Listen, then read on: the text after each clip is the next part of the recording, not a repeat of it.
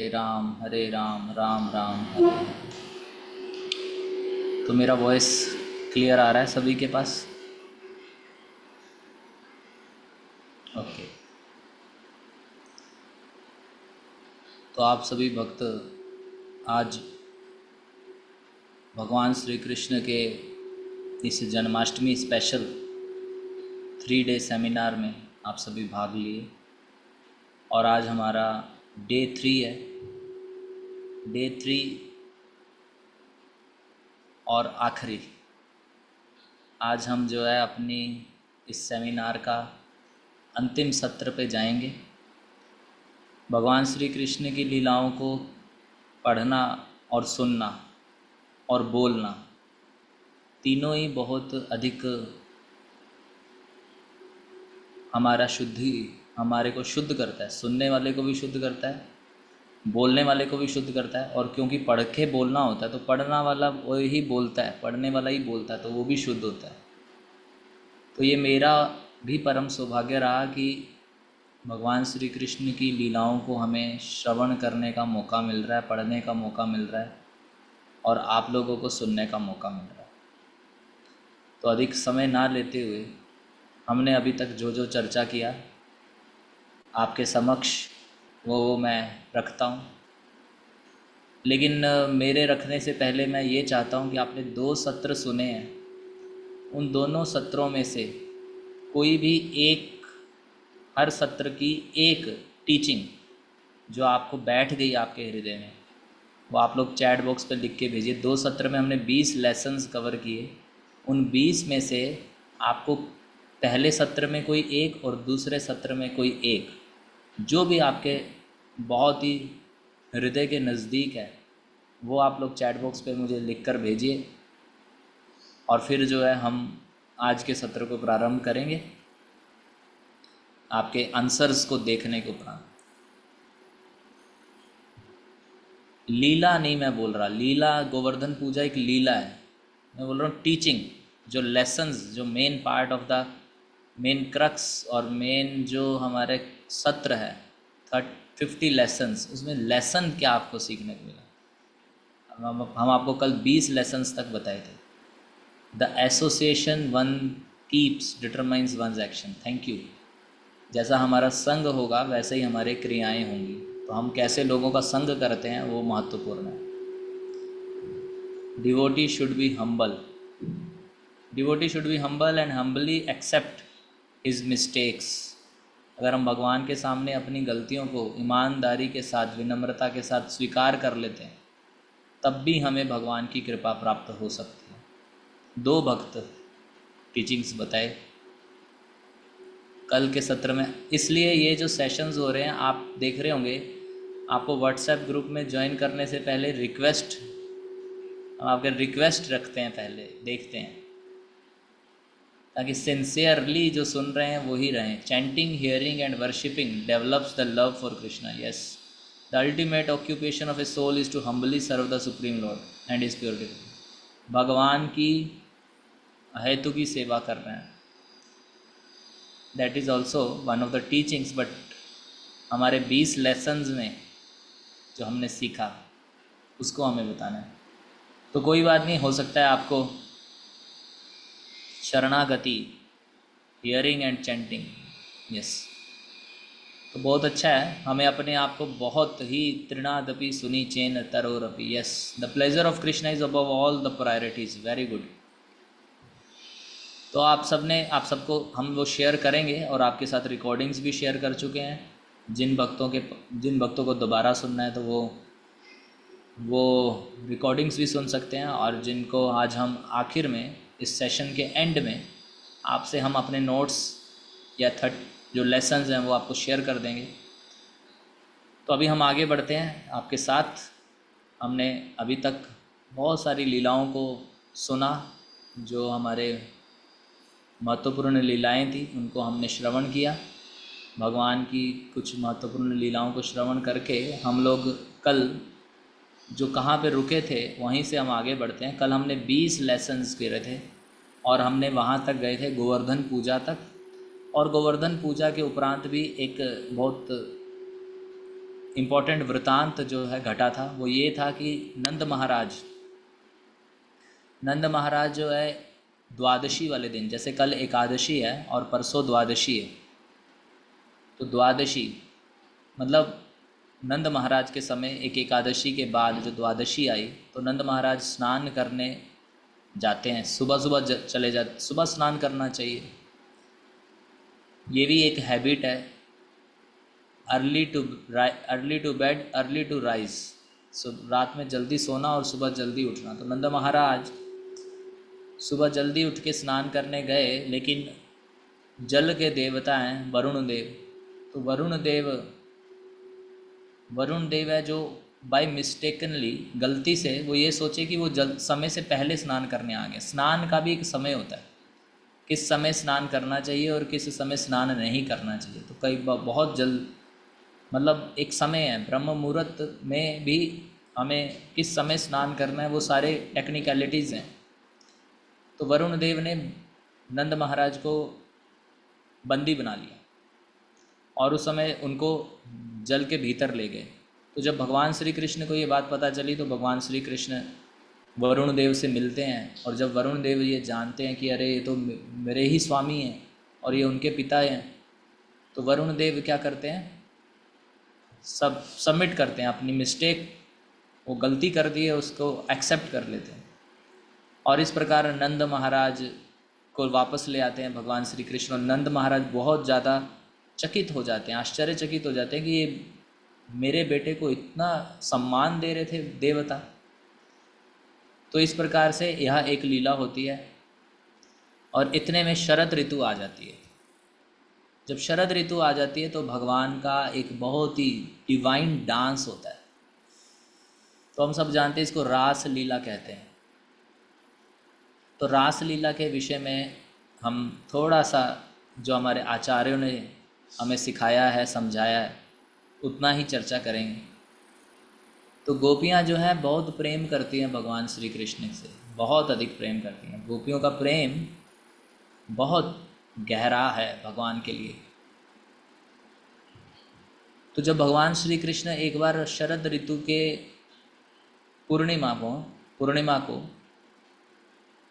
बंसीवट में, उस बंसीवट वृक्ष के नीचे खड़े होकर भगवान श्री कृष्ण अपनी मधुर बांसुरी का वादन करते हैं। और जब भगवान श्री कृष्ण बांसुरी बजाते हैं, तो कल मैंने आप सबको एक्सप्लेन किया था कि क्या क्या हो जाता है।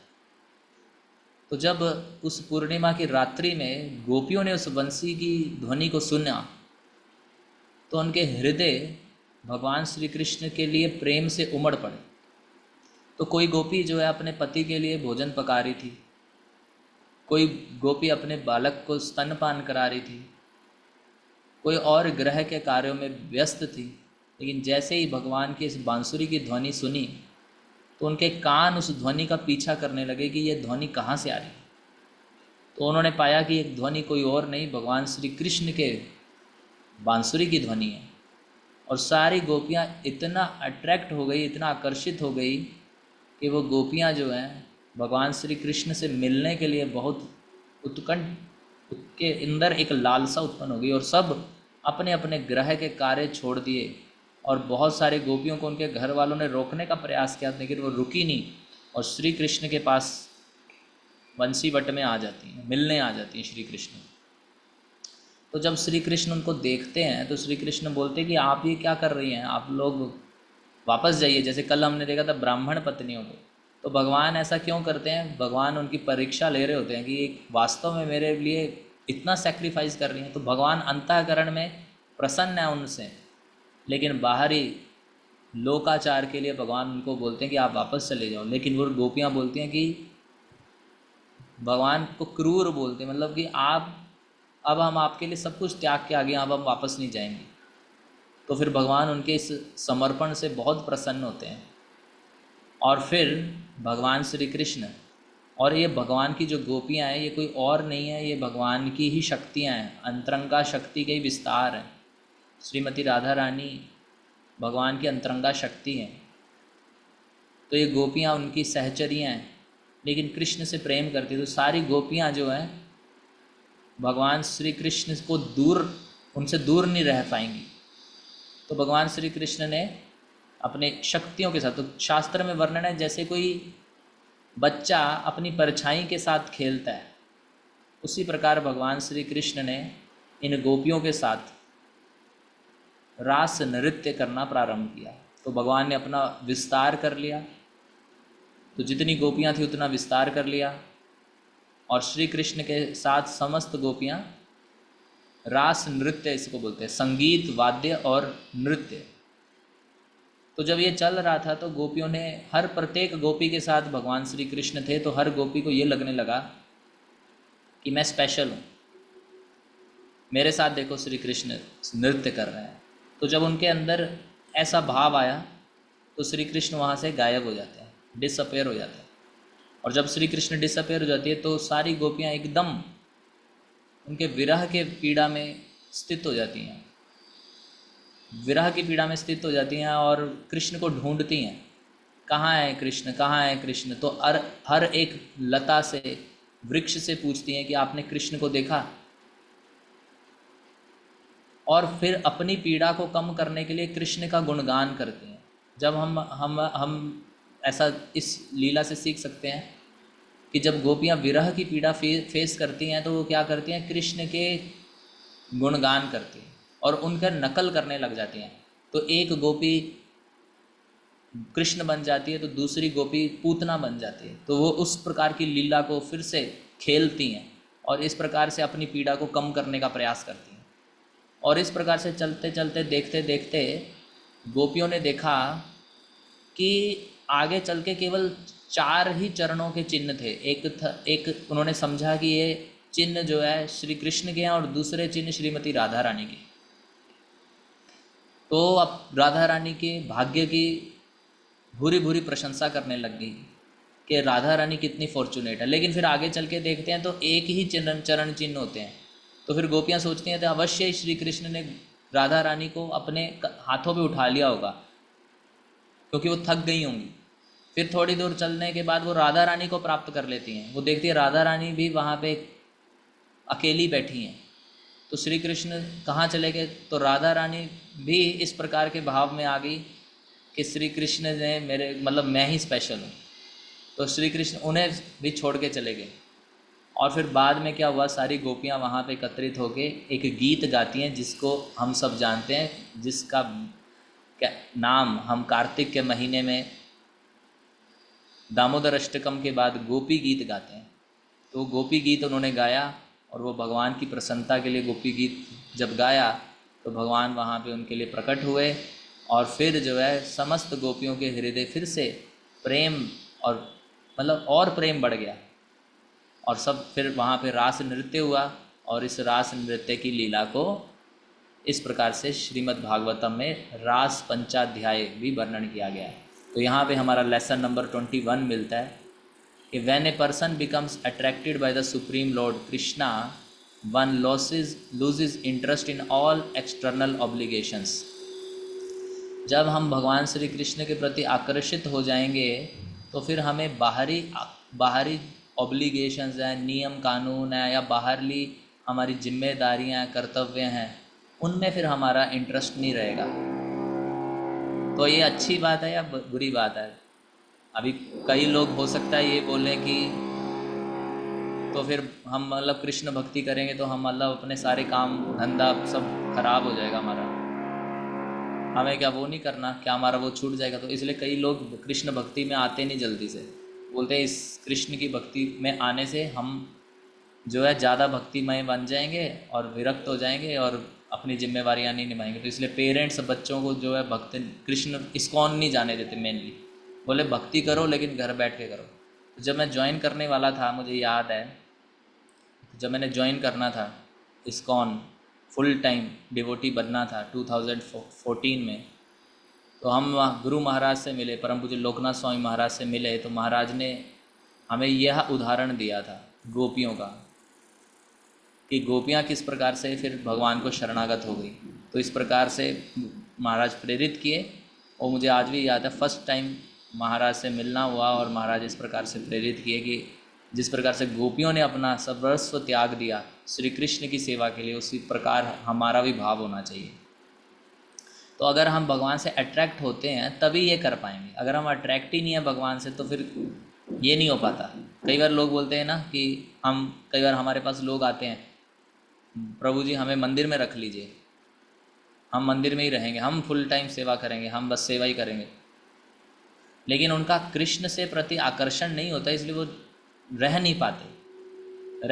रह कौन पाएगा या सेवा कौन कर पाएगा इस प्रकार के जीवन में? केवल वही जिनको श्री कृष्ण के प्रति आकर्षण है। और वो आकर्षण उत्पन्न होता है नित्यम भागवत सेवया, प्रतिदिन श्रवण करने से।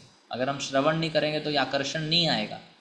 अगर हम देखिए, मान लीजिए आप बोलेंगे मैं तो सेवा करने आया था, बस श्रवण कीर्तन नहीं मुझे करना, मैं सेवा दे देना बस मेरे को, मैं रह लूँगा मंदिर में और सेवा कर लूँगा, तो ये वही भाव हुआ कि मुझे बस एक सर पे छत चाहिए थी, काम तो मुझे करना ही है। लेकिन सेवा के साथ साथ श्रवण मोस्ट इम्पॉर्टेंट है, क्योंकि श्रवण जो है हमारी सेवा को शार्प करेगा, हमारे कॉन्शियसनेस को शार्प करेगा। और जो वास्तव में भगवान के प्रति आकर्षित होते हैं वही ये भौतिक बंधनों को काट पाते हैं। नहीं तो अदरवाइज हमने देखा है कि किस प्रकार से किसी के कोई ज्वाइन करने वाला होता है लेकिन वो ऑब्लिगेशंस में फंस जाते हैं। और सबसे बड़ी बात है भगवान की कृपा होना।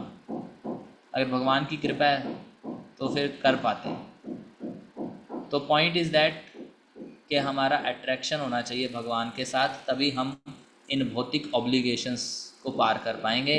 नहीं तो हम इन भौतिक ऑब्लिगेशंस में फंसे रहेंगे और कभी भगवान की भक्ति में आगे नहीं बढ़ पाएंगे। तो इसलिए हमें यहाँ पे यह शिक्षा हमें मिली जो गोपियों ने संपन्न करी। उसके बाद नंद महाराज जो है, एक बार सभी लोग जो है तीर्थ मतलब एक कहीं विजिट कर रहे होते हैं, शिव और पार्वती का एक फेस्टिवल जो शिवरात्रि कहलाता है। तो नंद महाराज और अन्य गोपिकाएं सब लोगों ने शिव पार्वती के इस उत्सव को मनाने के लिए इच्छा व्यक्त करी और सब लोग जो है भगवान शिव के दर्शन करने के लिए जाते हैं। तो वहाँ पे एक सर्प होता है और वो सर्प जो है नंद महाराज को निगलने लगता है। तो जब निगलने लगता है तो नंद महाराज की रक्षा के लिए भगवान श्री कृष्ण आते हैं। उससे पहले सभी गोप बालक या बड़े गोप क्या करते हैं, उस सर्प को मारने के लिए मशाल जला लेते हैं और उस आग से सर्प को डराने या मारने का प्रयास करते हैं, लेकिन उससे कोई फ़र्क नहीं पड़ता। और फिर भगवान श्री कृष्ण आते हैं और सर्प के बॉडी को टच करते हैं अपने फीट से, अपने चरणों से, और जैसे ही वो उसको टच करते हैं तो जो है वो सर्प एक देवता तुल्य शरीर प्राप्त कर लेता है। और फिर वो बताता है कि मेरा नाम विद्याधर है और मुझे श्राप मिला था। एक अष्टवक्र ऋषि थे जो 8 भागों से टेढ़े थे, तो वो जा रहे थे तो मैं कभी उनको देख के हंस पड़ा। मेरे को अपने शरीर, अपनी सुंदरता पे इतना अहंकार था कि मैं उनके कुरूप शरीर को देख के हंस पड़ा और मैंने उनके प्रति अपराध किया। तो उस अपराध के कारण मुझे ये सर्प का शरीर मिला। और उस ऋषि ने मुझे यह बोला था कि आपको भगवान श्री कृष्ण ही कृपा करेंगे तब आप इस योनि से बाहर आ पाएंगे। तो आपके स्पर्श से जो है मेरे को यह उद्धार हुआ। इस प्रकार से नंद महाराज के माध्यम से यह सर्प जो है अपने पूर्व शरीर को प्राप्त कर सका। उसके बाद जो है भगवान श्री कृष्ण और गोपियाँ, होली का दिन था। होली का दिन भगवान कृष्ण, बलराम और व्रज की गोपियाँ सब होली खेल रहे थे, नृत्य कर रहे थे, एंजॉय कर रहे थे। और उतने में एक कुबेर का एक असिस्टेंट है जिसका नाम है शंखचूड़। कुबेर जो है धन के जो देवता हैं, उनके ही एक सर्वेंट जिसका नाम था शंखचूड़। तो जब उसने देखा गोपियों को तो वो उन गोपियों के प्रति उसके अंदर कामुक भावनाएं उत्पन्न होगी और वो एक गोपियों को जो है परेशान करने लगा या उनको छेड़ने लगा। तो जब ये चीज़ भगवान कृष्ण और बलराम ने देखी तो श्री कृष्ण और बलराम उस शंखचूड़ को सामना करने के लिए दोनों इकट्ठे होके सामने से आने लगते हैं। और जब शंखचूड़ देखता है कि मेरी मृत्यु ही जैसे इस प्रकार से, ऐसा उसको फील होता है कि मेरी मृत्यु ही सामने आ रही है, तो वहाँ से समस्त गोपियों को छोड़ के भागने लगता है। और जब वो भाग रहा होता है तो भगवान श्री कृष्ण उसके पीछे दौड़ते हैं और उसको पकड़ लेते हैं और उसका वध कर देते हैं। और उसके पास एक मणि रहती है जिसका नाम स्यमंतक मणि। ये स्यमंतक मणि फिर भगवान उसके मस्तक से निकाल लेते हैं और उसको बलराम जी को दे देते हैं। और बलराम जी शुरुआत में इस मणि को अपने पास रखे, लेकिन बाद में ये मणि से भी बहुत लीला हुई है, वो हम आगे चर्चा करेंगे। फिलहाल हम यहीं रुकते हैं। इस प्रकार से इस शंखचूड़ का उद्धार होता है। तो यहाँ पे एक चीज़ मैं ऐड करना चाहूँगा। ये जो यहाँ पे आप देखेंगे, शंखचूड़ जो है वो लस्ट से भर गया था, काम वासना से। तो इसका केवल एक ही उपाय है, वो है भगवान श्री कृष्ण की शरणागति। अदरवाइज़ इससे डिफीट करना बहुत कठिन है। भगवान श्री कृष्ण भगवद गीता में कहते हैं ये महाशत्रु हैं, और इस महाशत्रु को डिफीट करना बहुत कठिन है, और ये अग्नि के समान जलता रहता है। तो यहाँ पे भगवान श्री कृष्ण ने ही उसको कर्ब किया, उसको हटाया। तो इस प्रकार से शंखचूड़ का उद्धार होता है। और फिर जो है बहुत सुंदर लीला अब यहाँ पे वर्णन आता है कि गोपियाँ, अभी भगवान श्री कृष्ण क्या करते थे, भगवान श्री कृष्ण रात्रि में गोपियों से मिलते थे। वो भी डेली डेली नहीं मिलते थे, लेकिन गोपियों को मिलने का समय evening time, not day time. तो डे टाइम जो क्या करती थी गोपियाँ, तो डे टाइम में गोपियाँ भगवान की मधुर लीलाओं का गीत बना के गाती रहती थी। जो जो भगवान ने किया उसका सुंदर गीत के रूप में गोपियाँ गाती थी कि किस किस प्रकार से भगवान ने अलग अलग प्रकार की लीलाएं करी, अलग अलग प्रकार से गोपियाँ जो उन गीतों को गा के भगवान ने अपने मन को लगाती थी। तो ये आपको गीत ये पढ़ना पड़ेगा। अगर आप श्रीमद् भागवतम कभी पढ़ेंगे तो श्रीमद् भागवतम में गोपियों के इस गीत का वर्णन आता है। गोपियाँ क्या कहती हैं वो थोड़ा हम पढ़ते हैं। तो गोपियाँ भगवान श्री कृष्ण जो 3 भागों से टेढ़े खड़े होते हैं और हाथ में बांसुरी लिए रहते हैं, उस सुंदर रूप के दर्शन को गुणगान करती हैं। वो बोलती हैं कि भगवान श्री कृष्ण जब इस प्रकार से बंसी वादन करते हैं तो बड़े बड़े सिद्ध भी अट्रैक्ट हो जाते हैं, आकर्षित हो जाते हैं भगवान के प्रति।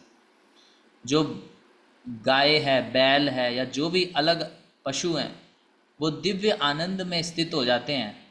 और जहाँ भी वो चल फिर रहे होते हैं, घास चर रहे होते हैं, तो गोपियाँ कहती हैं वो एकदम स्थिर हो जाते हैं। जैसे लगता है मान लो कोई पेंटिंग हो, जैसे पेंटिंग में हम देखते हैं कोई पेंटर बहुत सुंदर पेंटिंग बना दे और उस पेंटिंग में जीवंत लगे वो पेंटिंग्स, लेकिन वो हिल डुल नहीं रही है वो पेंटिंग।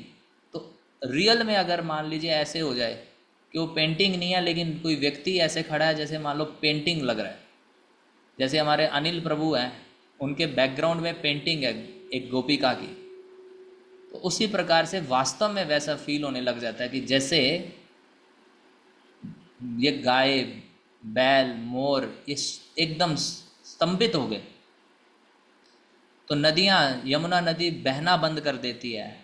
और जब भगवान श्री कृष्ण अपनी गायों को बुलाते हैं, बांसुरी के वादन से बुलाते हैं। भगवान श्री कृष्ण हर गाय को बुलाने के लिए बंसी वादन करते थे, एक विशेष प्रकार की ध्वनि, और उस विशेष प्रकार की ध्वनि को सुन के वो विशेष गाय दौड़ी आती थी भगवान के पास, और उनके आँखों से अश्रु बहते थे। और पेड़, लताएं, आपने देखा होगा पेड़ों में से एक रस निकलता है, जब हम उनको ठोकर काटते हैं एक रस निकलने लग जाता है। लेकिन जब भगवान श्री कृष्ण बांसुरी बजाते थे तो अपने आप वृक्षों से वो रस निकलने लग जाता था। और बड़े बड़े जो देवता हैं, जो संगीत के प्रकांड मतलब विद्वान हैं, जो जानकार हैं, वो भी भगवान श्री कृष्ण की बांसुरी सुन के आश्चर्यचकित हो जाते थे।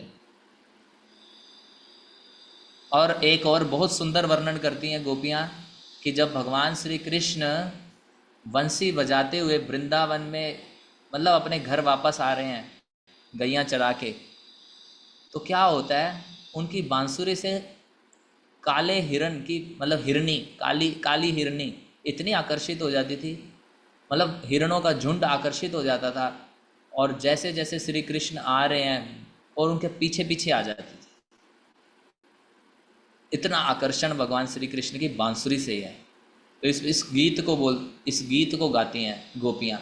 जब भी भगवान के, अभी हमारे पास फ्री टाइम हो तो हम क्या करते हैं, हम तुरंत मोबाइल उठाते हैं और अपने को ही देखते हैं। हम मोबाइल में फेसबुक, इंस्टाग्राम, हम रील्स देखते हैं क्या क्या हो रहा है। लेकिन गोपियाँ देख लीजिए क्या करती हैं। आप में से कितने भक्त फ्री टाइम में रील्स देखते हैं इंस्टाग्राम पे, बताइए। चैट बॉक्स पे बताइए यस, मैं यस यस लिख के भेजिए कि आप जब फ्री होते हैं तो रील्स देखते हैं। लेकिन गोपियाँ क्या करती हैं, जब फ्री होती हैं तो क्या करती हैं, कृष्ण के गुणगान करती हैं। आपको मैं एक नॉलेज देना चाहूँगा, एक बहुत इम्पोर्टेंट नॉलेज है। हालांकि ये इस सेशन से संबंधित नहीं है, लेकिन आपको बहुत हेल्प करेगा।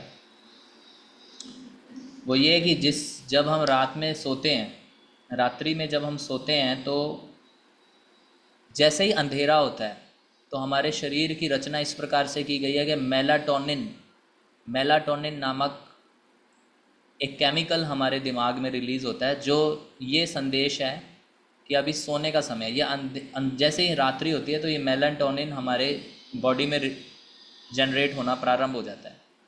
लेकिन आजकल का सर्वे ये कहता है कि आजकल लोग रात्रि में लाइट बुझा के मोबाइल चलाते हैं, और मोबाइल से एक विशेष प्रकार की रेज़ आती हैं जो हमारी आँखों को ये संदेश देती हैं कि अभी रात्रि नहीं हुई है। एक प्रकार से डे टाइम का इफ़ेक्ट हमारे दिमाग को मिलता है, और ये मेलाटोनिन रिलीज़ होना बंद हो जाता है, और इस प्रकार से लोगों को नींद ना आने की बीमारी हो रही है।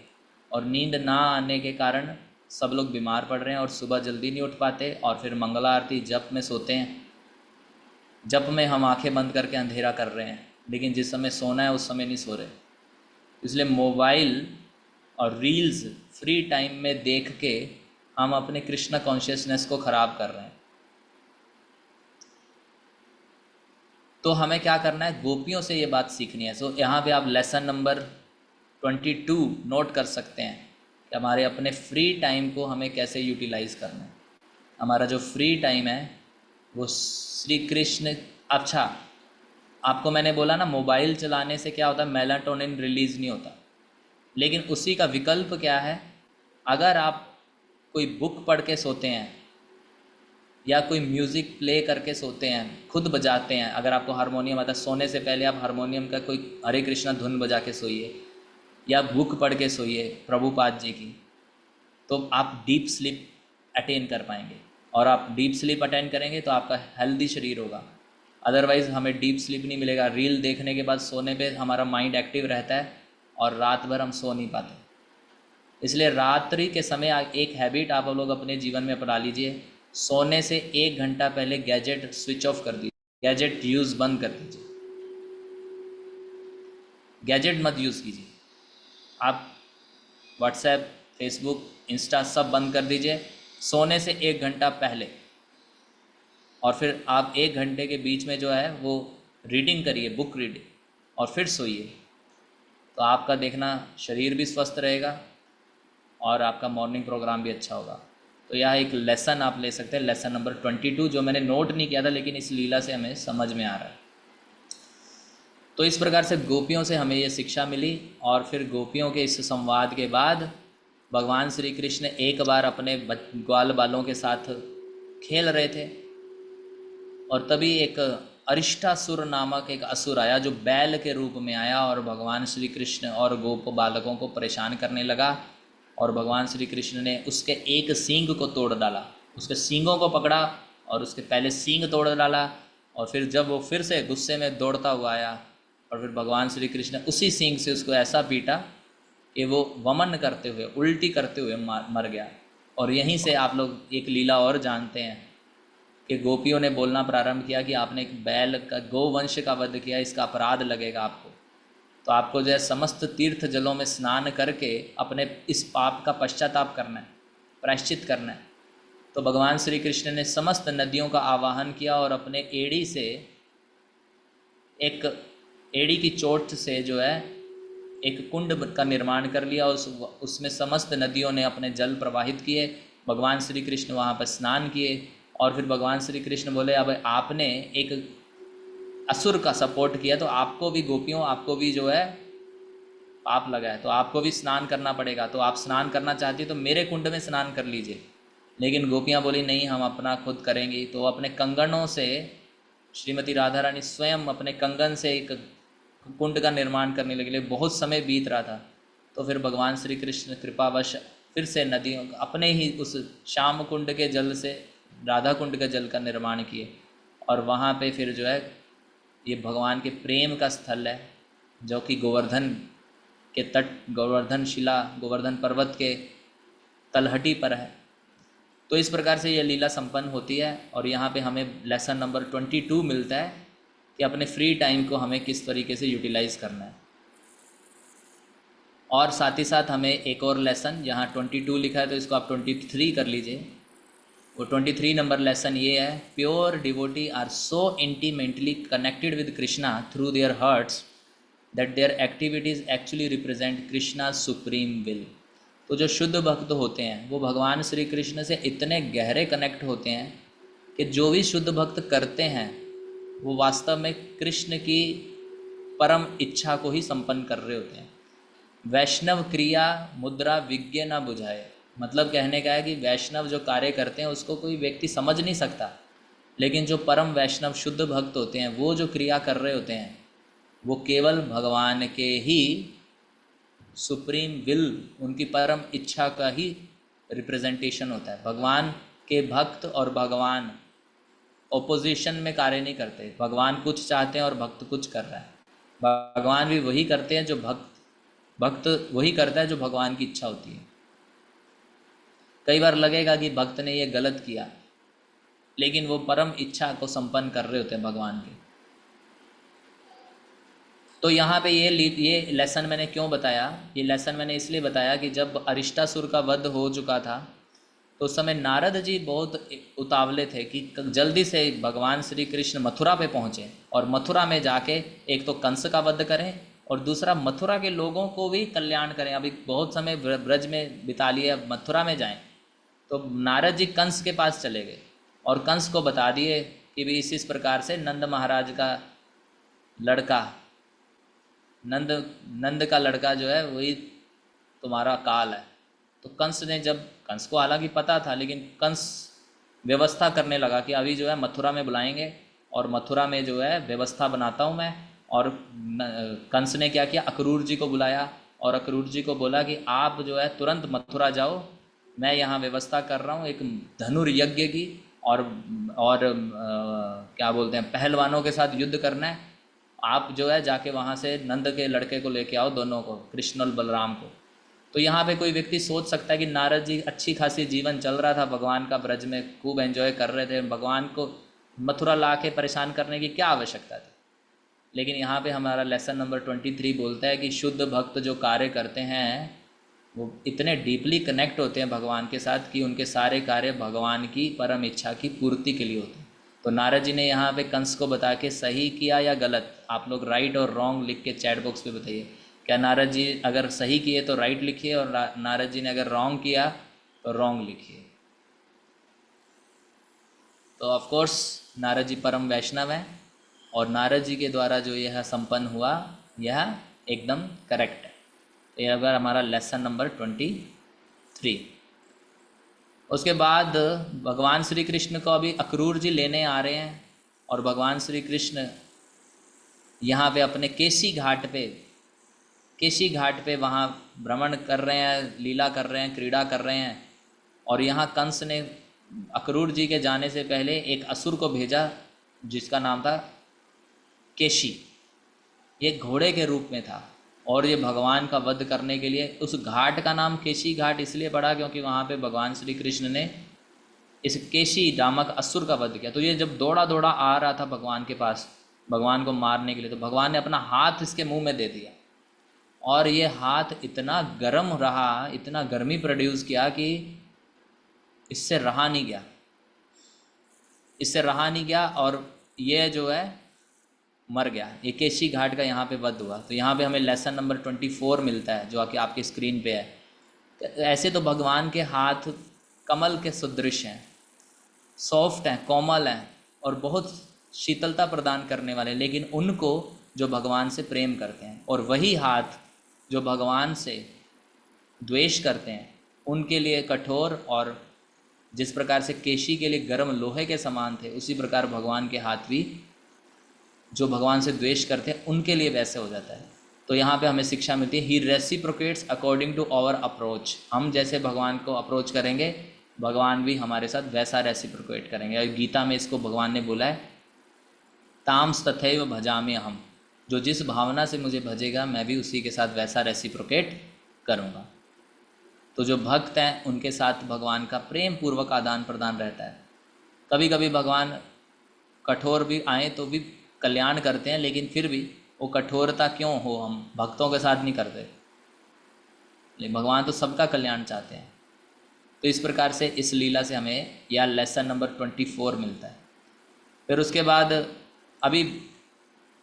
अभी जो है अक्रूर जी पहुंच रहे हैं। अक्रूर जी अभी आए नहीं, निकलेंगे अपने घर से।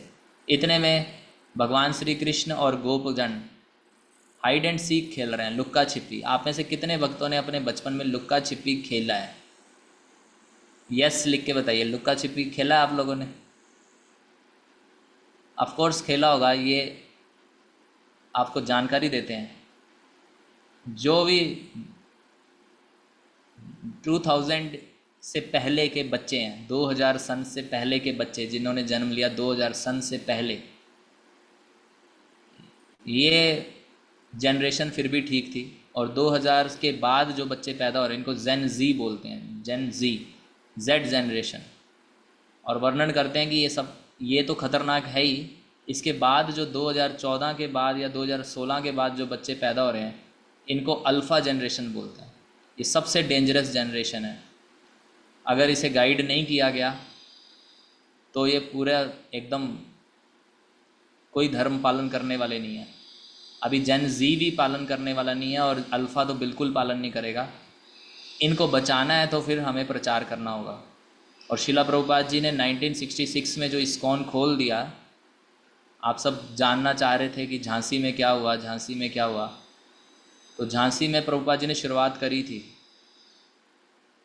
तो उस समय की शुरुआत आज काम आ रही है। क्यों? क्योंकि ये जेन जी और अल्फ़ा जनरेशन के जितने भी बच्चे होंगे ये अपने अपने जीवन में फ्रस्ट्रेट होकर मंदिर आने वाले हैं, क्योंकि इनके पास और कोई रास्ता नहीं है। कहाँ जाएंगे?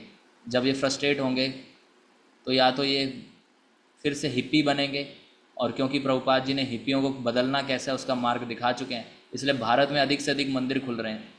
ये व्यवस्था है भगवान की, क्योंकि ये जेन जी और अल्फ़ा वाले अपने जीवन में जल्दी जल्दी परेशान होकर केवल मंदिर की शरण में आएंगे।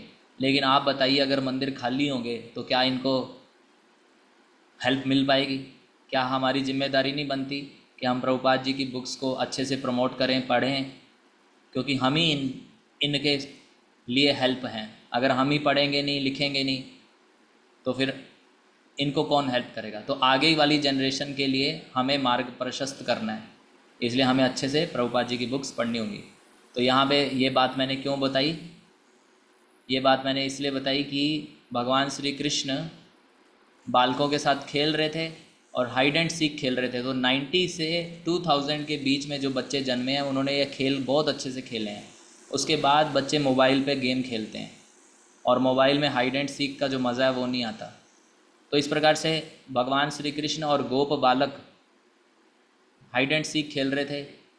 तो इतने में क्या हुआ, व्योमासुर नामक एक असुर जो बालक बन के आ गया, गोप बालक, और वो क्या करने लगा, एक एक बच्चे को उठा के छुपा देता था, एक गुफा में छुपा देता था। तो देखते देखते भगवान श्री कृष्ण के सारे मेंबर जो है जो खेल रहे थे कम हो गए, 3-4 ही बचे। तो श्री कृष्ण ने सोचे सारे बच्चे कहाँ छुप रहे हैं। तो फिर जो है भगवान श्री कृष्ण को आइडिया लग गया कि हमारे बीच में एक असुर है जिसका नाम है व्योमासुर, और फिर भगवान ने व्योमासुर का वध किया और सारे बच्चों को बाहर निकाला। इतने में अक्रूर जी जो हैं अब मथुरा से चल पड़े, और जब अक्रूर जी मथुरा से चल पड़े, इसको बोलते हैं अक्रूर जी का मनोरथ। अभी रथ चल रहा है लेकिन अक्रूर जी अपने मन में जो सोच रहे हैं ऐसे हमें वृंदावन जाना चाहिए। ये सारे लेसन्स आप लोग नोट कर सकते हैं, वृंदावन कैसे जाना चाहिए। तो लेसन नंबर अभी तक हमने आपको कितना बताया? अभी तक हमने जो है आपको 24 बताए। अभी अभी जो मैं चीज़ें बता रहा हूँ ये सारे लेसन्स हैं, इनको आप नोट डाउन करते रहिए। तो अक्रूर जी जब रथ पे सवार थे, तो जब कभी हम लोग वृंदावन आना होता है तो हम क्या करते हैं? बातें करते आते हैं, पूरे बस में बातें करते हैं, कृष्ण की बातें नहीं करते, अपनी बातें करने लग जाते हैं। दो माताओं को बिठा दो तो वो कृष्ण कथा नहीं करती गोपियों जैसे, वो बातें करती रहती हैं। लेकिन अक्रूर जी जब आ रहे थे रथ में बैठे हुए तो अपने भाग्य की बुरी बुरी प्रशंसा कर रहे थे कि मैंने कौन सा ऐसा पुण्य कर दिया कि मुझे आज ब्रज में जाकर कृष्ण बलराम के दर्शन प्राप्त होंगे। तो उनकी चेतना जो है कृष्ण बलराम के कार्यों को, उनके पराक्रमी कार्यों का चिंतन करने में लगी रही पूरे रथ के समय। और क्या होता था, अक्रूर जी रथ चलना मथुरा से वृंदावन आने में कितना टाइम लगेगा? कुछ टाइम नहीं लगेगा। लेकिन बीच बीच में मथुरा आने से पहले, ब्रज आने से पहले मथुरा में बीच में रास्ते में अक्रूर जी बीच बीच में उतर के प्रणाम करने लग जाते। तो इसलिए एक लेसन नंबर 25 हमारे लिए ये है कि जब भी आप वृंदावन जाएं तो आपको कोई भौतिक चर्चा, भौतिक क्रिया में संलग्न नहीं होना है। आपका बेस्ट एक्टिविटी ये हो सकता है कि आप उस समय भगवान के चर्चा करें, या भगवान के विषय में पढ़ें, या भगवान के विषय में सुनें। इसको बोलते धाम आने के लिए सही कॉन्शियसनेस। कई बार हम धाम जाते हैं लेकिन धाम में वास्तव प्रवेश नहीं कर पाते। एक बात याद रखिए भक्तों की, धाम में अकेले मत जाइए, चाहे जाना हो तो भक्तों के संग में जाइए।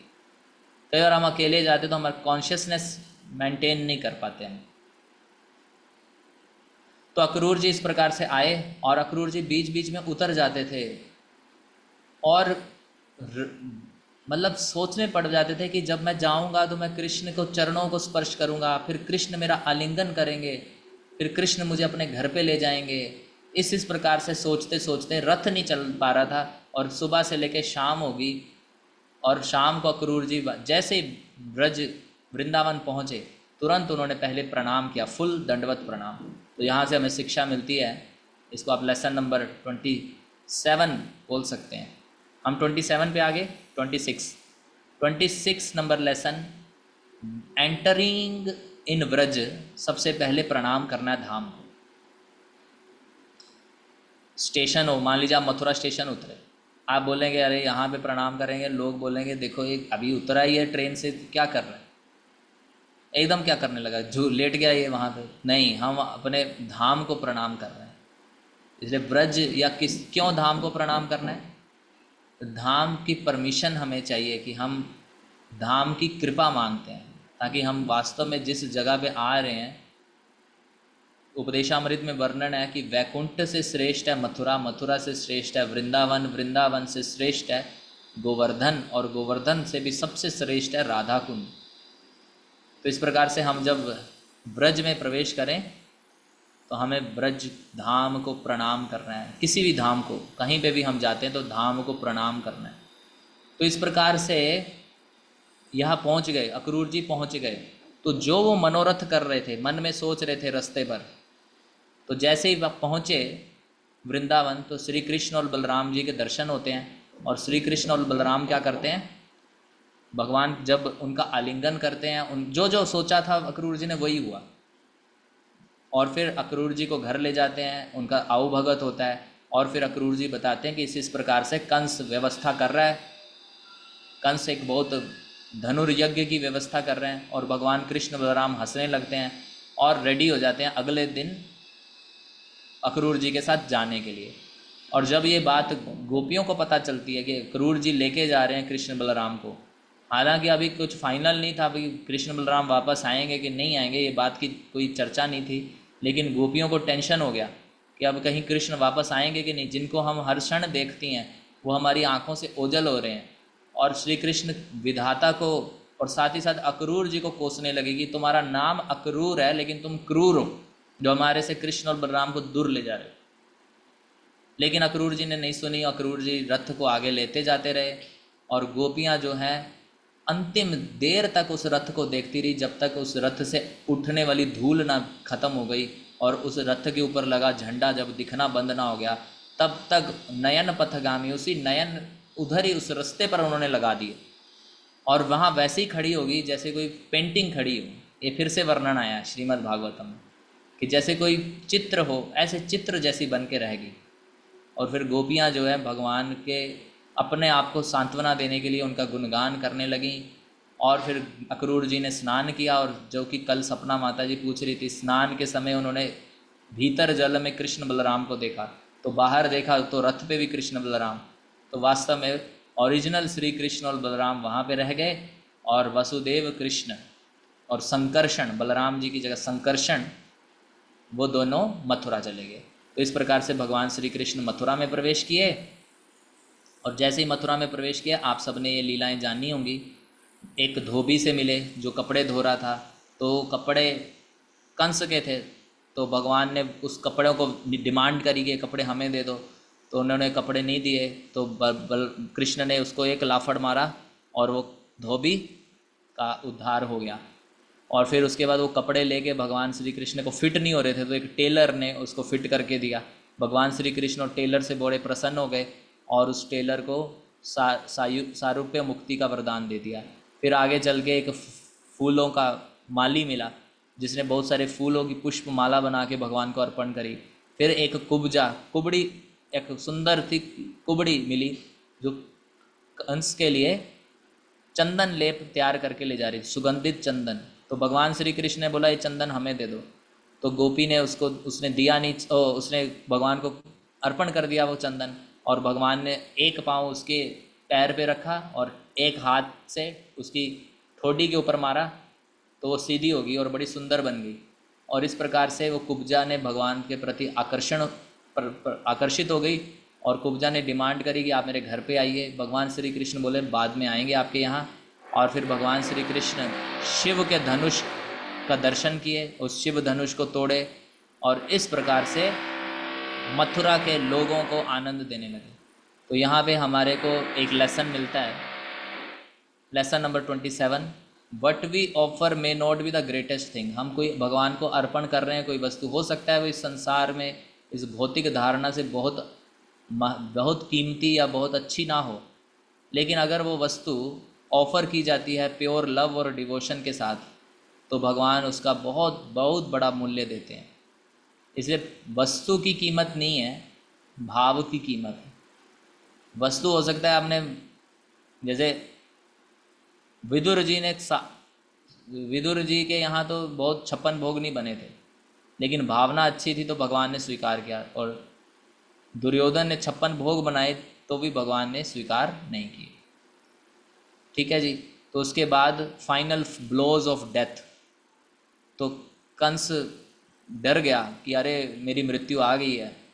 और कंस उधर धनुर्यज्ञ और ये सब मुष्टिक और चाणूर के साथ युद्ध हुआ, और युद्ध में भगवान श्री कृष्ण ने इन चाणूर मुष्टिक को मार दिया, और फिर कंस का भी वध हुआ। ये लीला आप सबने सुनी हुई है। और फिर ये संपन्न होने के उपरांत भगवान अपने ओरिजिनल माता पिता देवकी और वसुदेव जी से मिले। नंद महाराज जी वापस आ गए और सभी गोप बालक वृंदावन वापस आ गए, लेकिन अब श्री कृष्ण वापस नहीं आए। कंस का उद्धार हो गया, चाणूर मुष्टिक और इत्यादि जो पहलवान थे, मल्ल थे, इनका वध किया गया। कुवल्या पीड़ हाथी का वध हुआ। ये सारी लीलाएं संपन्न होने के बाद भगवान श्री कृष्ण चले गए उज्जैन, अवंतीपुर। वहाँ पे भगवान की शिक्षा हुई सांदीपनि मुनि के पास, और सांदीपनि मुनि के यहाँ उन्होंने 64 विद्याओं को 64 दिनों में ही सीख लिया। ये 64 विद्याएँ आप में से कितने भक्त अवंतीपुर गए हैं, वास्तव में गए हैं उस जगह जहाँ पे आश्रम है? जो गए हैं तो यस लिख के मुझे थोड़ा बताइए। तो जो भक्त गए हैं वहाँ पे ये लिखा हुआ है कौन कौन सी 64 विद्याएँ। तो अगर कोई व्यक्ति पढ़े, और जो व्यक्ति बोलता है कि मैं भगवान कृष्ण को भगवान नहीं मानता, वो मान जाएगा कि ऐसी ऐसी 64 विद्याएँ इन्होंने सीख ली। हम लोग सोचेंगे 64 विद्याओं में कोई 64 सब्जेक्ट कौन से होंगे, हिस्ट्री मैथ साइंस, नहीं, ये तो थे ही। इसके अलावा भगवान ने बहुत कुछ सीखा, बहुत कुछ। आप कभी जाएं तो वहाँ ज़रूर जाइएगा। और फिर इतने में क्या हुआ कि भगवान श्री कृष्ण जानते थे गोपियाँ उन्हें याद कर रही हैं, तो उद्धव जी को भेजते हैं ब्रज में, और उद्धव जी भगवान के माता पिता से मिलते हैं। और वो उद्धव जी प्रकांड विद्वान है, बृहस्पति के शिष्य हैं, वेदों के प्रकांड ज्ञाता हैं। तो जब उन्होंने देखा कि ये गोप बालक, ये नंद महाराज, यशोदा मैया, ये कोई बात कर ही नहीं रहे कृष्ण के अलावा, हर बात कृष्ण की कर रहे हैं, तो बड़े आश्चर्यचकित हो गए। वो बोले कि ये वास्तव में यही प्रेम है, ये है ओरिजिनल चीज़ जो ये कर रहे हैं। बड़े बड़े योगी और ध्यानी ये नहीं कर पाते, इनका तो ध्यान ऑटोमेटिकली फ्लो कर रहा है, जैसे एक नदी समुद्र की ओर फ्लो करती है। तो गोपियों के पास मिलने गए जब, तो गोपियाँ पहले समझी कृष्ण आ गए हैं, क्योंकि उद्धव जी से हूबहू कृष्ण जैसे नजर आ रहे थे। तो उन्होंने देखा, गोपियों ने वो चिट्ठी लेकर आए थे, तो वो एक एक पन्ने फाड़ दिए। उन लोगों को लगा कि मैं पढ़ूंगी, फट गई चिट्ठी। और उधर राधा रानी बैठी थी, वो एक भ्रमर से बात कर रही हैं, और भ्रमर उनके आसपास मंडरा रहा है। और राधा रानी बोल रही है कि ये भ्रमर तू कृष्ण का लग रहा है, कोई संदेश वाहक है, लेकिन तुम भी कृष्ण जैसे बड़े क्रूर हो, कृष्ण हमें छोड़ के चले गए। इस प्रकार से बातें कर रही थी। तो उद्धव जी हैरान है कि इन्होंने ना तो कोई वेद शास्त्र पढ़े, ना यज्ञ तप किया, ये गोपियाँ, मैं इतना सब कुछ करके मैं 24 आवर कृष्ण का चिंतन नहीं कर पाता, और ये 24 आवर चिंतन कर रही हैं। तो फिर उनके भाव को देख के उद्धव जी तो एकदम वो हो गए कि आश्चर्यचकित हो गए, और उन्होंने प्रार्थना करी कि मेरे को व्रज में कोई लता पता बना दो, और ये गोपियों की चरण रज मेरे सिर पे पड़े। इस प्रकार से उद्धव जी कई समय वृंदावन में रहे और भक्ति को दर्शन किए व्रजवासियों के हृदय से। तो यहाँ पे हमें एक लेसन मिलता है। लेसन नंबर है कि the highest level of transcendental love is Vraj Prem, and the highest order of pure devotional service is that of gopis. कोई अगर बोले कि भक्तों में सबसे श्रेष्ठ भक्त कौन है, तो गोपियाँ हैं, और सबसे बड़ा प्रेम कौन सा है, ब्रज प्रेम। अगर किसी को जानना है प्रेम क्या होता है, तो व्रज प्रेम जानिए। और अगर आप जानना चाहते हैं कि भक्ति की परिकाष्ठा क्या है, तो गोपियाँ ने जो किया वो भक्ति की परिकाष्ठा है। ठीक है जी। तो इस प्रकार जो है भगवान श्री कृष्ण, ये हमारा लेसन नंबर कितना हुआ, थोड़ा मुझे बताइए, लेसन नंबर कहाँ तक पहुँच गए। यहाँ पे जो नंबर दिया उसके अलावा मैंने ऐड कर दिए आपको।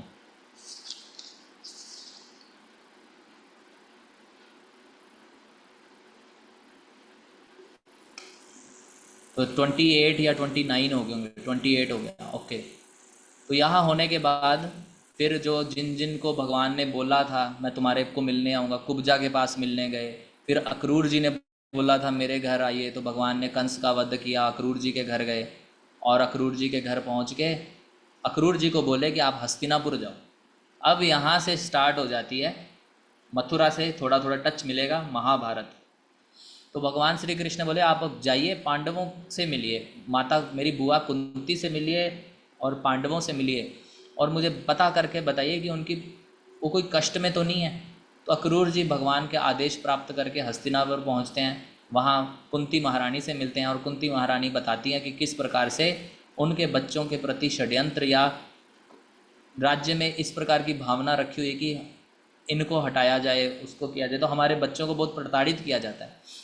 तो कुंती महारानी ये रो के बता रही थी अक्रूर जी को। तो अक्रूर जी धृतराष्ट्र से मिलते हैं और धृतराष्ट्र को बोलते हैं कि भाई राज्य में चलाना है तो पार्शैलिटी मत करिए। लेकिन धृतराष्ट्र बोलते हैं कि मैं अपने पुत्रों के प्रति मोहित हूँ, और मैं मोह के कारण मैं नहीं समझ पाता ये बातें, और आप भी ऐसा समझ लीजिए ये भगवान की इच्छा है कि मैं ऐसा कर रहा हूँ। तो अक्रूर जी समझ गए कि धृतराष्ट्र सुनने वाले नहीं हैं, तो अक्रूर जी वापस भगवान कृष्ण के पास आ जाते हैं, और इस प्रकार से उनको सारा संदेश बताते हैं कि ये होने वाला है, और इस प्रकार से ये स्थिति है हस्तिनापुर में। और यहाँ से हमें एक बहुत सुंदर लेसन मिलता है, lesson number 29। When the supreme lord becomes one's direct well wisher. जैसे पांडवों के डायरेक्ट वेलविशर कौन है, श्री कृष्ण।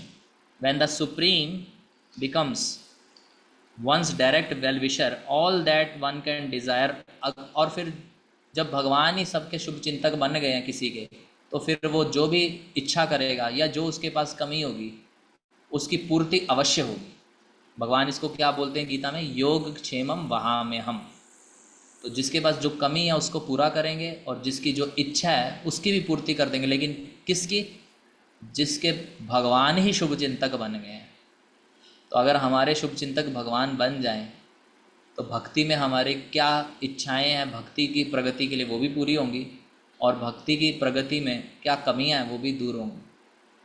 लेकिन अगर हमारे भौतिक इच्छाएं हैं और हम नाम जप अच्छा नहीं कर रहे, ये लेसन नंबर 30 ऐड कर लीजिए।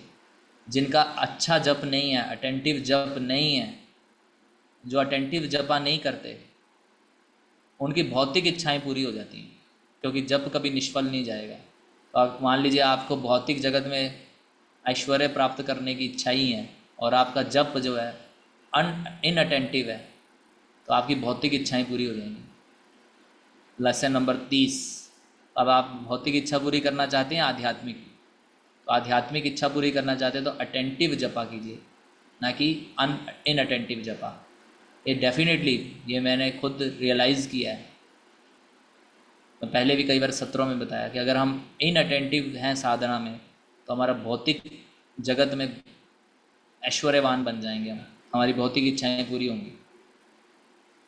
इसलिए अब कृष्ण भक्ति में कष्ट है, ये बात ध्यान दीजिए। अगर कृष्ण भक्ति में आप आगे हैं तो आपको समझिए टेस्ट बहुत होने वाले हैं, बहुत टेस्ट होंगे।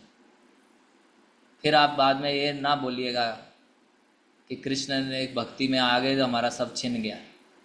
अब जब आप रेडी हैं तो सब छीन लेंगे, तब तक वेट करेंगे, क्योंकि कृष्ण जानते हैं हम कैपेबल नहीं है, क्वालिटी वाले नहीं हैं, इसलिए छोड़ देते हैं।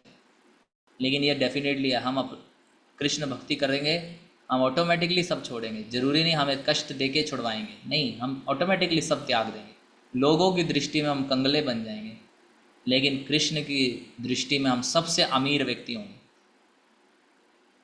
इसलिए रेडी, बी रेडी। अगर कृष्ण भक्ति करना है तो मन भी पक्का बनाना पड़ेगा। तो इस प्रकार से यह लीला संपन्न हुई। और फिर भगवान जरासंध, अभी कंस मारा गया, तो कंस के मारने के बाद उसकी बेटियां थी, पत्नियां थी अस्ति और प्राप्ति, तो दोनों जरासंध की पुत्रियां थी। तो जरासंध के पास चलेगी मगध में, और वहाँ पे जरासंध जो है अपनी पुत्रियों के इस बदले को लेने के लिए मथुरा में अटैक किया। 17 बार अटैक किया और 17 बार श्री कृष्ण उसको डिफीट करके भगाते रहे।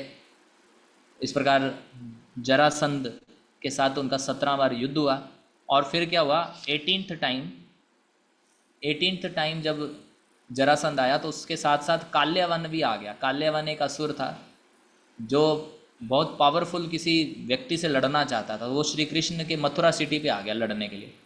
और भगवान श्री कृष्ण ने देखा कि अभी मथुरा पे बहुत बार अटैक हो रहा है, तो भगवान श्री कृष्ण ने द्वारका के अंदर, जल के अंदर, समुद्र के भीतर एक बहुत सुंदर नगरी का निर्माण किया और अपनी दिव्य शक्ति से सारे मथुरा वासियों को द्वारका में शिफ्ट कर दिया।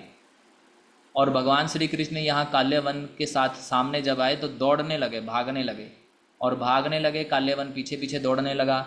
और फिर क्या हुआ, दौड़ते दौड़ते गुफा में चले गए। उधर जरासंध भी अपनी 23 अक्षौहिणी सेना लेके मथुरा पे आक्रमण करने आ गया। तो जब उसे पता चला कि इस और दौड़े हैं, तो यह जगह धौलपुर कहलाता है। मथुरा से झांसी के बीच में एक धौलपुर नामक स्टेशन आता है, जो कि वहाँ वर्णन मिलता है कि कृष्ण दौड़ के यहाँ पे आए थे और यहाँ पे एक गुफा में चले गए और गुफा में एंटर हुए। काल्यवन उनके पीछे पीछे एंटर हुआ और वहाँ पे एक व्यक्ति सो रहा था जिसका नाम था मुचुकुंद। तो काल्यवन को लगा कृष्ण यहाँ सोने लग गया, अभी थक गया और यहाँ सो रहा है। उसने लात मारी भगवान कृष्ण को, और वो मुचुकुंद था। और मुचुकुंद ने देवताओं को हेल्प करी थी काफ़ी समय, और वो थक गए थे, इसलिए उन्होंने वरदान मांगा था कि मैं सोना चाहता हूँ। तो सो रहे थे वहाँ पे, और उनका था कि जो कोई मुझे निद्रा मेरी कंप्लीट होने से पहले उठा देगा तो मेरी अग्नि, आँखों से अग्नि से भस्म हो जाएगा। तो काल्यवन इस प्रकार से मुचुकुंद के आँखों से जो अग्नि प्रकट हुई उससे भस्म हो गए। और फिर मुचुकुंद ने भगवान कृष्ण के दर्शन किए और उनसे भक्ति की कामना करी। और यहाँ जरासंध भगवान श्री कृष्ण के पीछे पीछे आ गया, तो भगवान कृष्ण और बलराम जरासंध को ऐसा शो किए वो डर गए और वहाँ से भाग रहे हैं। और भगवान एक पर्वत की चोटी पर चढ़ गए और वहाँ से जंप किए। और जरासंध ने सोचा कि ये चोटी से गिर के मर गए हैं, तो उन्हें चोटी को आग लगा दी, पर्वत को आग लगा दी कि जब मर गए होंगे अब कृष्ण बलराम, तो जरासंध वापस चला गया। यहाँ से भी हमें कुछ ना कुछ लेसन ज़रूर मिलेगा, हम देखते हैं। यहाँ तो नहीं, भगवान द्वारका पे आ गए और वहाँ कौंडिन्यपुर महाराष्ट्र में रुक्मणी जी ये भगवान को पहला लव लेटर लिखी है, पहला लव लेटर लिखी है। और इनको विवाह करना था। इन्होंने बचपन से कृष्ण के बारे में सुना था। मैं आप लोगों से पहले पूछना तो नहीं चाहिए, खैर नहीं पूछते। अगर ये भौतिकवादी लोग होते, भक्त ना होते, तो हम जरूर पूछ लेते कि क्या आपने कभी किसी को लव लेटर लिखा है। तो आपने नहीं भी लिखा या लिखा भी हो तो छोड़ दीजिए उसको, अभी कृष्ण के लिए लिखिए। जैसे रुक्मणी जी ने कृष्ण के लिए लेटर लिखा, तो लव लेटर में क्या लिखा, कृष्ण भगवान के लिए लिखा। उन्होंने एक ब्राह्मण के हाथ में भेजा उस लेटर को, और वो लेटर में लिख के भेजा कि मेरे को जो है आप उठा लो, किडनैप कर लो, किडनैप कर लीजिए, मेरा विवाह जो है मैं आप ही से विवाह करना चाहती हूँ। तो भगवान श्री कृष्ण उस ब्राह्मण को जो है आश्वस्त करके बोला कि हम आ रहा हूँ। और भगवान श्री कृष्ण यहाँ रुक्मणी जी को विवाह तय हो चुका था शिशुपाल से, उनके भाई थे रुक्मी। और भगवान श्री कृष्ण वहाँ पे आ जाते हैं कौंडिन्यपुर। और जो है रुक्मी के पिता, उनके पिताजी का क्या नाम है, रुक्मणी जी के पिताजी का क्या नाम है, कौन मुझे थोड़ा गाइड करिए, मैं थोड़ा भूल रहा हूँ। रुक्मणी जी के पिताजी का क्या नाम है, चैट बॉक्स। भीष्मक, यस। तो भीष्मक ने स्वागत किया। और अगले दिन जो है अंबिका की पूजा करने के लिए, देवी अंबिका की पूजा करने के लिए रुक्मणी जी वहाँ से आती हैं। और भगवान श्री कृष्ण अपना रथ वहाँ पे लेकर आ जाते हैं। और बताते हैं जैसे एक शेर गीदड़ों के झुंड में से अपना शिकार निकाल के ले जाता है, उसी प्रकार वहाँ पे बड़े बड़े योद्धा वहीं पर उपस्थित थे। और भगवान श्री कृष्ण रुक्मणी जी को अपने रथ पे बिठा के ले जाते, जैसे गीदड़ों के बीच में से कोई शेर अपना शिकार ले जाता है। यह वर्णन है, ये श्रीमद् भागवतम में ऐसा वर्णन है, ऐसे भगवान लेके चले गए। और फिर रुक्मी जो है, रुक्मी ने सोचा कि मैं तो बदला लूँगा, मैंने ये सोचा हुआ था। तो रुक्मी और भगवान श्री कृष्ण का युद्ध होता है। रुक्मिणी जी के आग्रह पे भगवान श्री कृष्ण रुक्मी को मारते नहीं, लेकिन उसकी मूंछ काट देते हैं और आधा सिर काट देते हैं, आधा सिर गंजा कर देते हैं। और फिर उसको जो है अपमानित कर देते हैं। और एक क्षत्रिय के लिए ऐसा अपमान मृत्यु के ही समान है। और इस प्रकार से भगवान श्री कृष्ण और रुक्मिणी जी का विवाह होता है। और यह विवाह भगवान श्री कृष्ण का पहला और पहली रानी है। यहाँ पे हमें लेसन क्या मिलता है, रुक्मिणी जी कैसे भगवान के प्रति आकर्षित होगी जिन्होंने उन्हें कभी देखा नहीं था। तो यहाँ लेसन नंबर जो भी है 31, 32, वहाँ लेसन है सिंपली हियरिंग अबाउट कृष्णा। जब हम भगवान के विषय में श्रवण करते हैं, कैसे, सिंसियरली, ईमानदारी के साथ, क्रिएट्स अनकंट्रोलेबल अट्रैक्शन। सिंसियरली श्रवण करने से हमारे हृदय में अनकंट्रोलेबल, कंट्रोल नहीं होगा, ऐसा आकर्षण पैदा हो जाएगा। और हमारा हृदय जो है पूरी तरह से भर जाएगा, आध्यात्मिक संतुष्टि मिलेगी।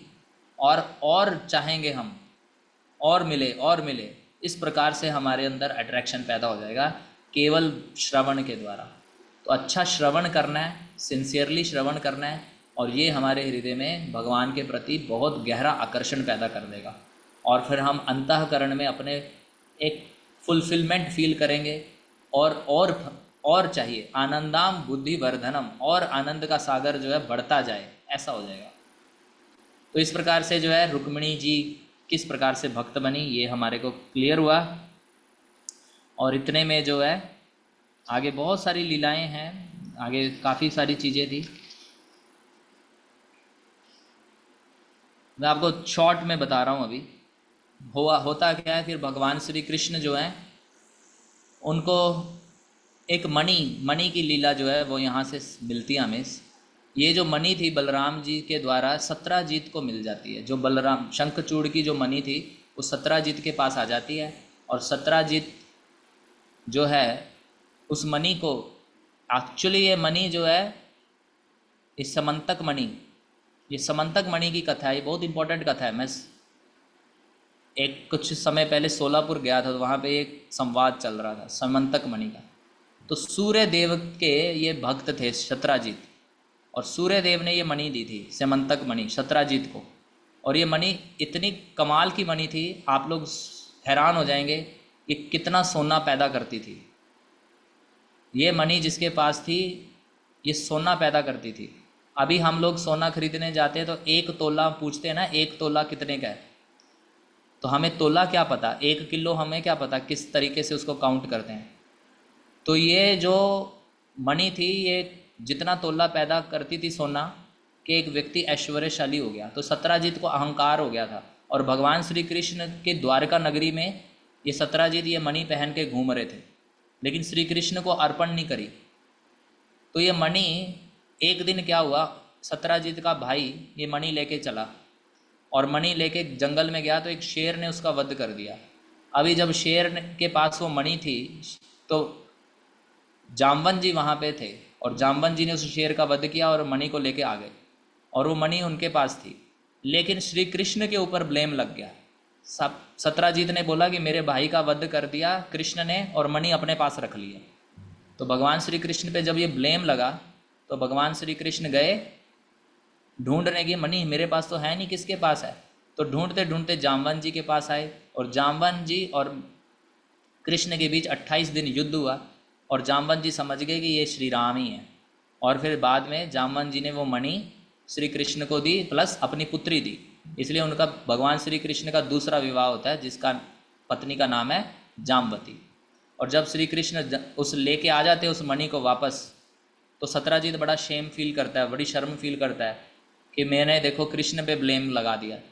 तो कृष्ण भगवान के प्रति क्षमा मांगने आता है, और अपनी पुत्री को श्री कृष्ण को अर्पण कर देता है, जो कि बन जाती है सत्यभामा। तो इस प्रकार भगवान का विवाह, इन भगवान की 3 रानियाँ हो गई, रुक्मिणी, जामवती, सत्यभामा। और फिर यहाँ पे हमें वर्णन मिलता है कि आगे चल के भगवान की और 5 रानियों के साथ विवाह होता है। उसका वर्णन हम क्लास के एंड में करेंगे। और फिर जो है एक बहुत सुंदर लीला होती है, कैसे भगवान को 16,100 गोपियाँ प्राप्त हुई, रानियाँ मिली। तो एक नरकासुर नामक असुर था। वो नरकासुर किसका पुत्र है? पृथ्वी का पुत्र है, पृथ्वी और वराहदेव जी का। वराहदेव और पृथ्वी, जब वराहदेव ने पृथ्वी को उद्धार किया था, तो पृथ्वी भगवान की पटरानी है, उनसे जो पुत्र हुआ वो नरकासुर। और ये नरकासुर बड़ा बदमाश टाइप का था। तो इसने क्या किया, अदिति जो देवताओं की माँ है, उसके कानों के कुंडल भी चोरी कर लिए, वरुण देव का छाता चोरी कर लिया, और ये सब चोरी कर लिया। प्लस साथ ही साथ वो एक महल में रहने लगा, जहाँ पे उसने 16,100 रानियाँ के कब्जे में कर ली, या क्वींस, या फिर किसी राजा की पुत्रियाँ। तो भगवान श्री कृष्ण को जब ये पता चला, तो भगवान श्री कृष्ण इसको छुड़ाने के लिए, इन 16,100 क्वींस को छुड़ाने के लिए नरकासुर के महल की तरफ आते हैं। और सबसे पहले उनके गेट पे मुर नामक असुर मिलता है, तो मुर नामक असुर का वध करते हैं, इसलिए भगवान का नाम पड़ जाता है मुरारी। और फिर नरकासुर का वध करते हैं, और नरकासुर का वध करके भगवान श्री कृष्ण पहुंच जाते हैं, 16,100 रानियों को उद्धार करते हैं, और वो 16,100 रानियाँ के साथ भगवान विवाह संपन्न करते हैं। और इस प्रकार से भगवान की 16,108 पटरानियाँ हो जाती हैं। यहाँ पे हमें 2 लेसन मिलते हैं। लेसन नंबर 1 है, अच्छा एक इम्पॉर्टेंट चीज़, चलिए हम आपको बताएंगे। Who can digest the lord's will when he wants something, who can achieve anything which he does not sanction. मतलब अगर भगवान की इच्छा है आपको देने की, तो कोई रोक नहीं सकता, और भगवान की इच्छा ही नहीं है आपको देने के लिए, तो कोई ले नहीं सकता। जैसे कि यहाँ पे वो मनी कहाँ पे पहुँचनी थी, कहाँ पहुँच गई। तो उसी प्रकार जब भगवान ने सैंक्शन कर दिया कि आपको ये मिलेगा, तभी आपको मिलेगा, अदरवाइज़ आपको नहीं मिलेगा। तो कोई भक्त मुझे थोड़ा बताइए कि हम कौन से लेसन पे, नंबर पे हैं। तो यहाँ 29 लिखा है, तो वहाँ पे क्या लिखा हुआ, आपके पास क्या आ गया? और फिर 30 नंबर लेसन, या लेसन 1 इज़, अभी हमें मिल गया है 31, ये 31 हो गया। तो अभी 32 है। Something that is suppose to be auspicious on a material plane can be the cause of greatest inauspiciousness if one offends the supreme lord और हिज डिवोटी। जैसे कि यहाँ पे भगवान श्री कृष्ण ने विवाह कर लिया था सत्यभामा के साथ और भगवान श्री कृष्ण चले गए थे हस्तिनापुर। इतने में अक्रूर जी ने फिर से गेम खेल दी। अक्रूर जी ने क्या किया, सत्यजीत का वध करवा दिया और वो मणि ले ली। अभी उन्होंने एक अच्छे विचार से करी थी कि मणि जो है भगवान के पास रहे, लेकिन हुआ क्या, जब सत्यभामा को पता चला कि सत्यजीत का वध हो गया, उनके पिता का वध हो गया, तो भगवान श्री कृष्ण के पास आई, वो बोली मेरे पिता का वध हो गया। तो भगवान श्री कृष्ण ने बदला लिया और जिन्होंने वध किया था उनको मार दिया। और जब भगवान को पता चला कि अक्रूर जी ने ये सब करवाया है, तो अक्रूर जी चले गए थे बनारस, लेकिन भगवान ने उनको वापस बुलाया और उनको समझाया कि ऐसा मत करो। तो कहने का अर्थ ये है कि कई बार हम भौतिक स्तर पे सोचते हैं कि मैं जो करने जा रहा हूँ बहुत अच्छा है, लेकिन उस कार्य में हम भक्तों का अपराध कर देते हैं, तो वही कार्य जो हम सोच रहे थे अच्छा है वो हमारे लिए अशुभ कार्य बन जाता है, वो हमारे लिए अशुभ लक्षण प्रकट करता है। तो यहाँ पे हमें समझना है भक्तों के प्रति अपराध करके कोई कार्य नहीं करना। अगर हम भक्तों के प्रति अपराध करके कुछ अच्छा भी कर रहे हैं तो भी हमारे लिए बुरा हो जाएगा। ठीक है जी। और इस प्रकार से जब भगवान श्री कृष्ण ने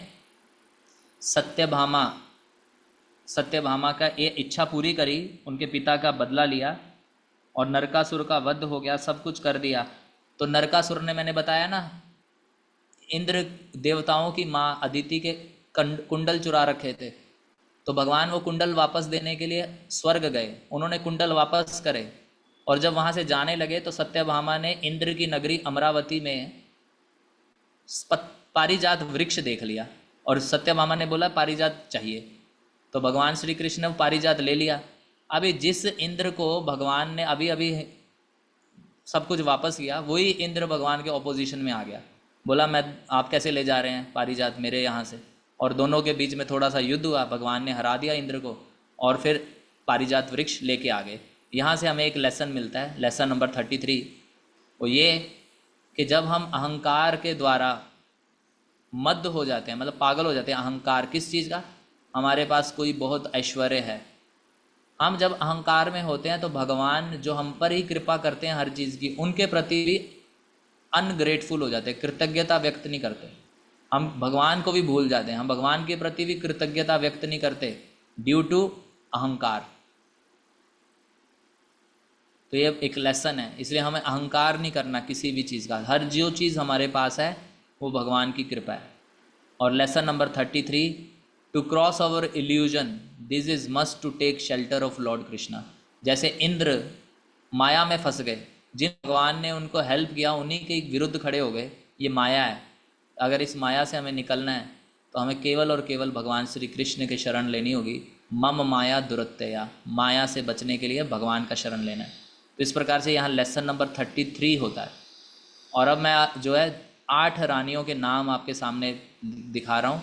पहली रानी रुक्मिणी देवी, फिर जाम्बवती जी, सत्यभामा, मित्रविंदा, नग्नजीत, लक्ष्मणा, भद्रा और कालिंदी, ये 8 रानियाँ हैं और फिर 16,100 प्लस और हैं। तो अभी मैं ये बताना चाहूँगा आप लोगों को कि हमारा प्रयास था आपको 50 लेसन्स कवर कराने का, लेकिन श्रीमद् भागवतम का एक ये जो दशम स्कंद है बहुत बड़ा है, तो मैं आपको लगभग आपको अगर हम बात करें तो 60-70 लीलाओं को टच करा दिया आपको, और आखिरी की 20 बची हुई हैं। 90 चैप्टर्स हैं लेकिन हम 70 तक ही पहुंच पाए लगभग। तो इसमें से हमने कुछ इम्पोर्टेंट 33 या 34 लेसन्स आपको निकाल के दिए हैं। इस जन्माष्टमी तक इतना आप लोग डाइजेस्ट कीजिए, क्योंकि दिन कम है। आज हम यहाँ पे सत्र को रोकेंगे। होना ये 5 डेज़ चाहिए था, लेकिन फिर 5 डेज़ में 50 हो जाती, लेकिन 3 डेज़ में 35 ही होंगी। तो आप लोग ये शिक्षाओं को ग्रहण कीजिए। इसके अलावा अभी मैं दे नहीं पाऊँगा, क्योंकि मेरे पास भी समय उतना था, जितना मैं पढ़ पाया, जितना मैं लिख पाया, नोट्स बना पाया। ये नोट्स आपको शेयर किए जाएंगे। ये तुरंत क्लास के बाद ये फाइल जो मैं आपको दिखा रहा था 34 लेसन्स की, ये आपको शेयर कर दी जाएगी और आप इसको प्रिंट आउट ले सकते हैं, कलर्ड प्रिंट आउट ले सकते हैं, और इन लेसन्स को आप जन्माष्टमी से पहले फिर से पढ़ सकते हैं। अभी कोई भी भक्त लीव मत कीजिएगा। कुछ 5-10 मिनट के कुछ अनाउंसमेंट्स हैं। क्योंकि अब हम बाद में मिलेंगे, उस मिलने से पहले कुछ अनाउंसमेंट जो दी प्रभु, उससे पहले अगर किसी का कोई प्रश्न है अभी तक, तो वो आप हैंड रेज 4:40 पे क्लोज कर देंगे। तो 20 मिनट और आपके चाहते हैं।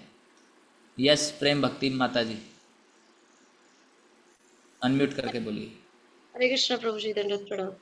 हरे प्रभु जी, कृष्णा माता जी। आप पृथ्वी माता का और वराह भगवान का जो पुत्र था, उनका वध तो उनकी माँ के हाथ से हुआ, ऐसे मैंने सुना। वही सत्यभामा थी, सत्यभामा ने उनका वध किया शायद, नरकासुर का वध। नरकासुर का वध जी। क्योंकि नहीं उस समय जो पृथ्वी माता थी वो सत्यभामा थी ना, तो उनको भगवान ने ऐसा श्राप दिया था कि आपके माँ के हाथ से ही आपका वध होगा। तो फिर अगले जन्म में वही सत्यभामा हो गए फिर उनके नहीं हाथों नहीं, से। कहीं कुछ गड़बड़ है माता जी, थोड़ा देखना वही पड़ेगा। क्वेश्चन क्लियर करना चाह रही हूँ जो मेरे मन में पड़ा। नहीं ये नहीं है, ये नहीं है। मैंने जो पढ़ा है उसमें अभी पढ़ के हटाऊँ, ये नहीं था वो। सत्यभामा का केस नहीं है वो। और किसी का कोई प्रश्न या टीका टिप्पणी है तो आप पूछ सकते हैं। यस अर्जुन नाथ प्रभु, अनम्यूट करके बोलिए। हरे कृष्णा प्रभु जी। हरे कृष्णा। ये जो कालिंदी की आप जैसे बता रहे हैं कि कालिंदी भी 8 जो मेन रानियां उनमें से है, तो थोड़ा सा बता सकते हैं क्या कालिंदी यमुना में यही है? यस यस यस, ये सारी गोपियाँ जो हैं 16,108 गोपियाँ ही हैं, उन्हीं के ही। राधा अष्टमी पे हम आपको बताएंगे। राधा अष्टमी पे हम क्या करेंगे, श्रीमती राधा रानी से संबंधित 2-3 दिन का सत्र करेंगे ऐसे ही। उसमें हम बताएंगे कि कैसे हर गोपी अलग अलग रूप में गई। गोपी ही है, जाम्बती कौन है, ललिता विशाखा में से ही कोई एक है। हाँ कैसे वो गई, कैसे वो पहुंची, उसके एक बुक है, वो बुक पढ़ के हम आपको समझाएंगे। तो ये कालिंदी यमुना जी हैं। यस प्रियम माता जी। और ये लास्ट प्रश्न है, फिर उसके बाद कुछ अनाउंसमेंट्स हैं, अधिक समय नहीं लेते हुए आप लोग सुनिएगा। यस प्रियम माता जी। हरे कृष्णा प्रभु जी, दंडवत प्रणाम। हरे कृष्णा माता जी। प्रभु जी, मुझे थोड़ा सा ये बताइए, जो आपने बताया था सारूप्य मुक्ति, जो टेलर को मिले जिसने भगवान जी के वस्त्र ऑल्टर किए थे, तो ये क्या होती है और इसका क्या मतलब तो है? 5 प्रकार की मुक्तियाँ रहती हैं, तो उसमें से एक है सारूप्य मुक्ति, यानी कि वैकुंठ में जाके आपको भगवान जैसे ही रूप मिल जाएगा। अच्छा, सारूप्य मतलब भगवान जैसा रूप। यस। और और चार कौन सी हैं प्रभु जी? एक होता है सालोक्य। सालोक्य का मतलब होता है भगवान जिस लोक में है उस लोक में ही रहेंगे, वैसा लोक मिल जाएगा, वैकुंठ लोक जैसा लोक मिल जाएगा। और सारूप्य, सामीप्य। एक होता है क्या? सामीप्य। सामीप्य का मतलब भगवान के समीप रहेंगे। इथं काय लीला है काय? तो हमने आपको कितनी बता दी, 3 बता दी। सारूप्य, सामीप्य, सालोक्य। एक होता है साष्टी, भगवान जैसा ऐश्वर्य प्राप्त हो जाएगा। और एक होता है सायुज्य। सायुज्य का मतलब होता है भगवान में लीन हो जाएगा।